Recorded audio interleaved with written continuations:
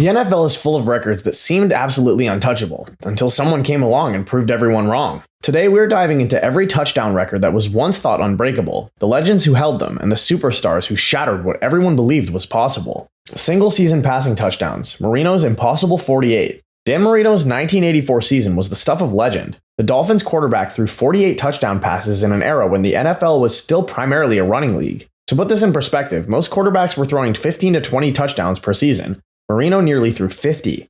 For 23 years, that record stood like a monument.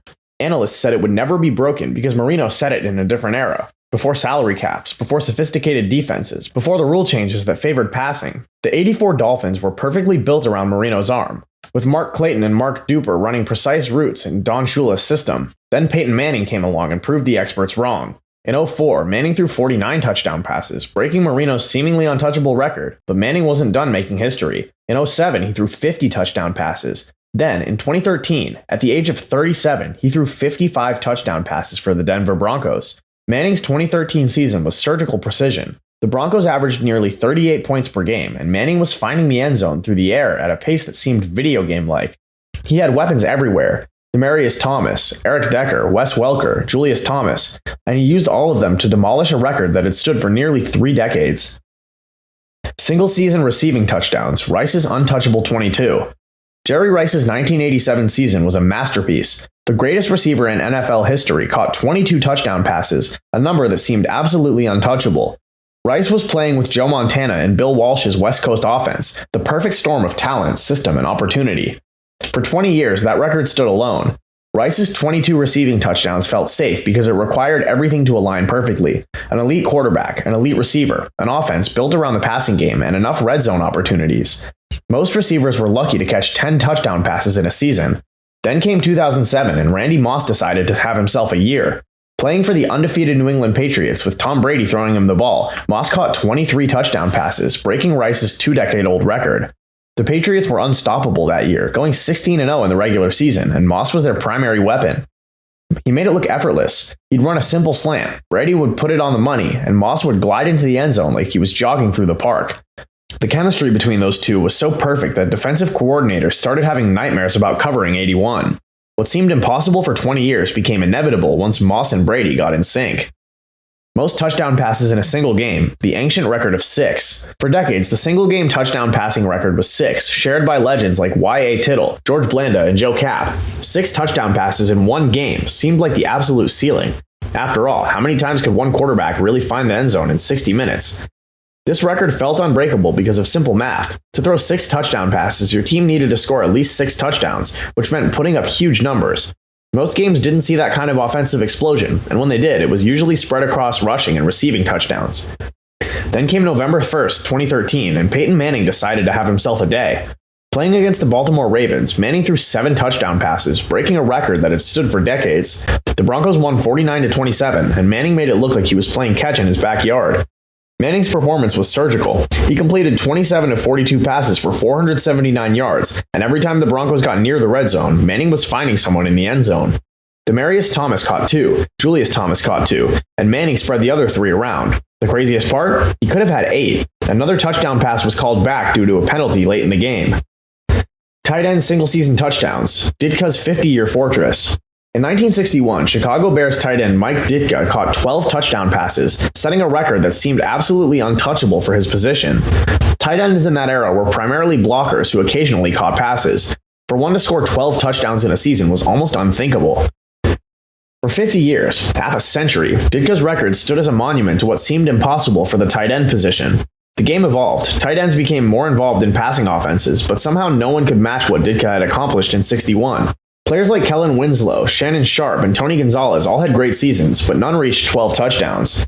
Then came 2011, and Rob Gronkowski decided to rewrite the tight end record book. Playing for the New England Patriots with Tom Brady, Gronkowski didn't just break Ditka's record, he obliterated it, catching 17 touchdown passes. The Patriots that year were an offensive juggernaut, and Gronkowski was their primary red zone weapon. Gronk's combination of size, speed, and hands made him virtually unstoppable in the red zone. At 6'6" and 265 pounds, he could overpower defensive backs and outrun linebackers. Brady would look his way near the goal line, and more often than not, Gronkowski was finding the end zone. What had seemed impossible for 50 years became routine for one transcendent season. Career rushing touchdowns, the record that kept falling. Jim Brown retired in 1965 with 106 career rushing touchdowns, a record that seemed absolutely untouchable. Brown had accomplished this in just 116 games, 9 seasons of pure dominance. He was so far ahead of everyone else that his record felt more like a monument than a number someone could actually touch. But Brown's record would eventually fall, and then fall again. In 1987, Walter Payton broke Brown's record, finishing his career with 110 rushing touchdowns. Payton's record seemed safe because of his incredible durability and consistency. He played 13 seasons and was the model of longevity for running backs. Then came Emmitt Smith, who turned touchdown scoring into an art form. Smith didn't just break Payton's record, he shattered it, finishing his career with 164 rushing touchdowns. The Cowboys' offensive line in the 90s was legendary, and Smith was the perfect back to take advantage of it.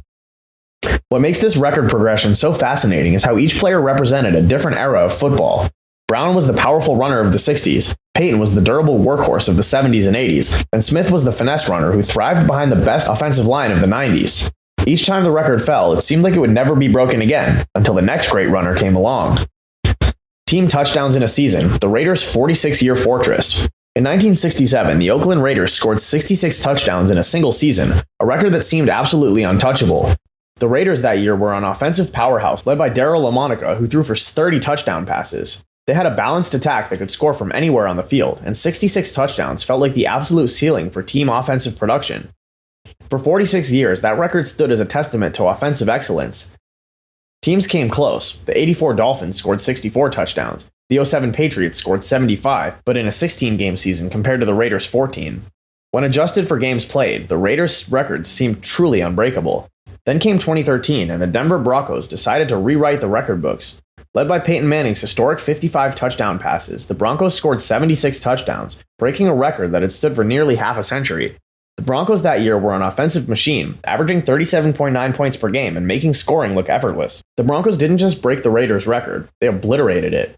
Manning was throwing touchdown passes to everyone, the running game was contributing scores, and even the defense was getting in on the action with return touchdowns. What had seemed impossible for 46 years became inevitable when everything aligned perfectly for one historic season.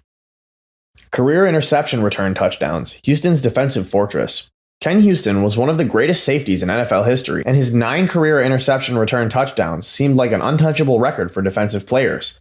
Houston played from 1967 to 1980, and his ability to not just intercept passes, but take them to the house was legendary. 9 pick sixes felt like the absolute ceiling for what a defensive back could accomplish. For years, Houston's record stood as the gold standard for defensive touchdown production. Safeties and cornerbacks would have great careers with 3 or 4 interception return touchdowns, but none could approach Houston's total.